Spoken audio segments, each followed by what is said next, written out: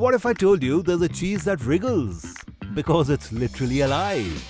This is Cultural Cuisine or Culinary Crimes, where we uncover the world's most outrageous, controversial and bizarre dishes that'll have you wondering. Welcome to Cultural Cuisine or Culinary Crimes. Let's take a bite into the bizarre.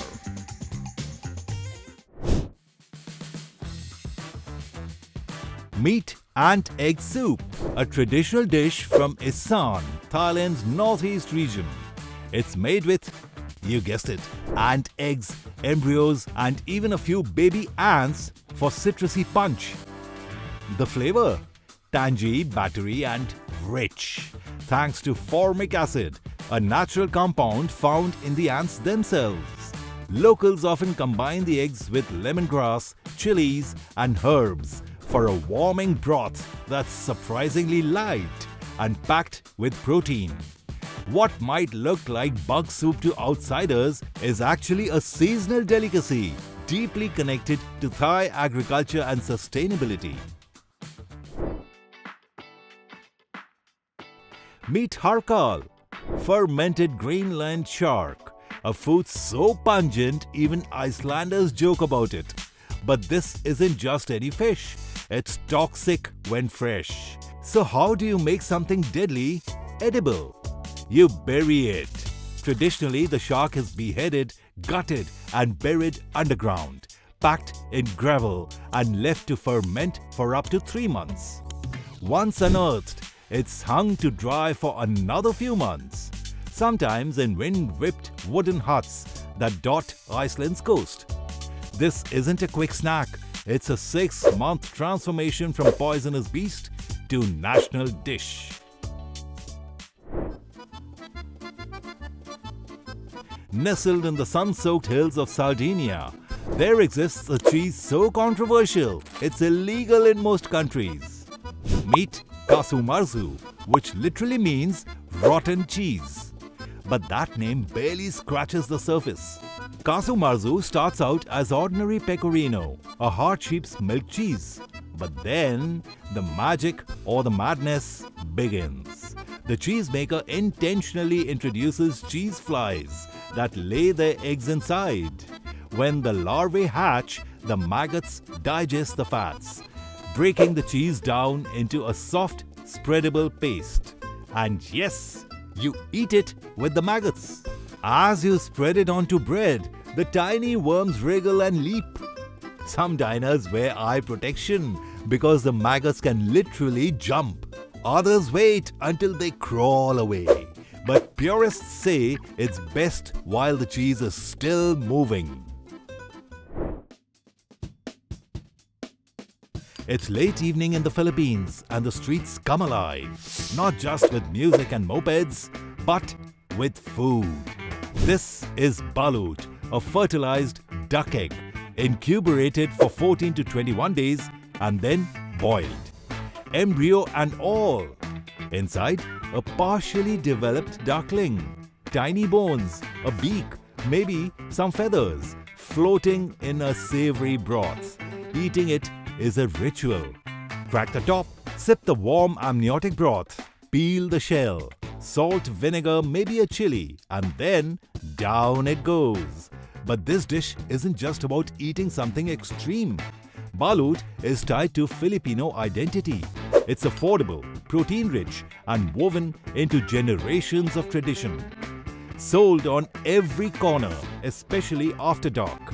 In a culture built on resilience, Balut is about using every part of the animal and embracing what others shy away from. So, is it bizarre? Maybe. But for millions, it's a warm taste of home.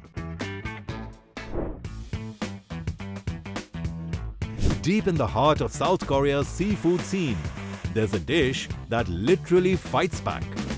Say hello to Sannakji, live octopus, freshly chopped and served while the tentacles are still moving. Sounds like a dare.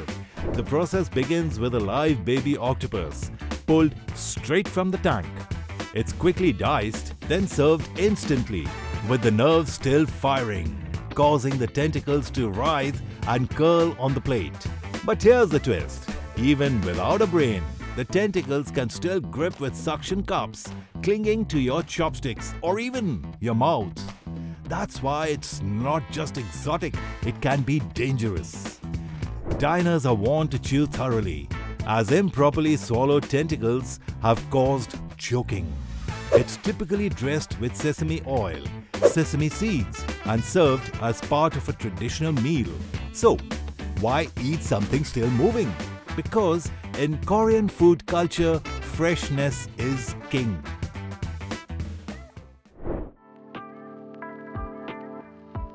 In a corner of China, there's a delicacy so unusual, it's as much about belief as it is about flavor. Say hello to virgin boy eggs. Boiled eggs cooked in the urine of young boys. Yes, you heard that right. But this dish is far more than just a shocking food trend. It is centuries-old tradition, rooted in health, vitality, and luck. The origins of virgin boy eggs lies in Dongjiang, Zhejiang province, where the practice has been passed down through generations. Here, the urine of prepubescent boys is collected and used to cook the eggs, which are believed to have medicinal properties. The eggs themselves are soaked in the urine, then boiled until they take on a distinct brown dark color and are infused with a strong pungent flavor. Some say the eggs taste sweet, others say it's acquired with a mix of salty and earthy undertones. From China's virgin boy eggs to Thailand's ant egg soup, we've tasted the bizarre. But now we're in Belgium, where the next dish is steeped in history and rich, deep flavor. Meet Boudin, Belgium's version of blood sausage. The process starts in local butcher shops, where blood is collected fresh from slaughtered pigs and mixed with breadcrumbs, onions, and various spices. This dark, hearty concoction is then stuffed into casings and cooked to perfection. When served, Boudin has a dense, satisfying texture with a deep, savory flavor. Traditionally, Belgians enjoy Boudin with mustard alongside crispy fries or even in a sandwich. In fact, it's often paired with a Belgian beer to cut through the richness. In Thailand, fried cockroaches are not a joke. They are a real delicacy. The preparation is simple. Cockroaches are cleaned and deep fried until they are golden brown and crispy. The wings, legs, and body are all intact, making it clear what you are about to eat. And that is the part that freaks most people out. The crunchy shell and the fact that it's an insect. The taste, it's often described as crispy and salty with a slight earthy flavor. The texture can be compared to chips, but with a little more crunch.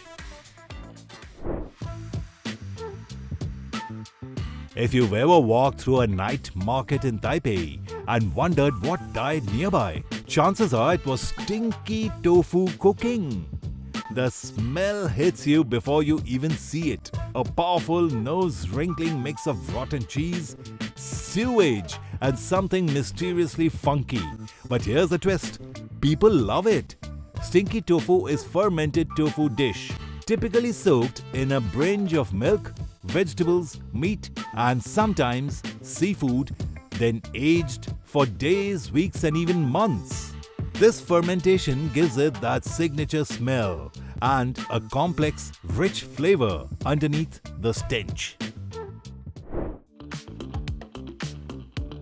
If you thought your green juice was hardcore, Peru would like a word. In the high-altitude markets of Lima, Cusco, and across the Andes, there's a drink that puts kale smoothies to shame. Frog smoothie, also known locally as Jugo de Rana. It's made by blending an entire live frog with water, maca root, aloe vera, and honey. The result? A frothy, earthy tasting drink with a reputation that goes beyond the blender. Locals believe it's an aphrodisiac and a natural energy booster, praised for improving stamina, fertility and respiratory health. It's part of traditional Andean medicine, where ingredients are chosen not for taste, but for their perceived power. Crunchy, zesty, surprisingly delicious. Meet Chapulines, the beloved grasshopper snack that's hopping its way across Mexican markets, stadiums and street corners, especially in Oaxaca, where it's practically a culinary celebrity. These little guys are more than just a gimmick. They are packed with protein, seasoned to perfection, and have been eaten here for centuries.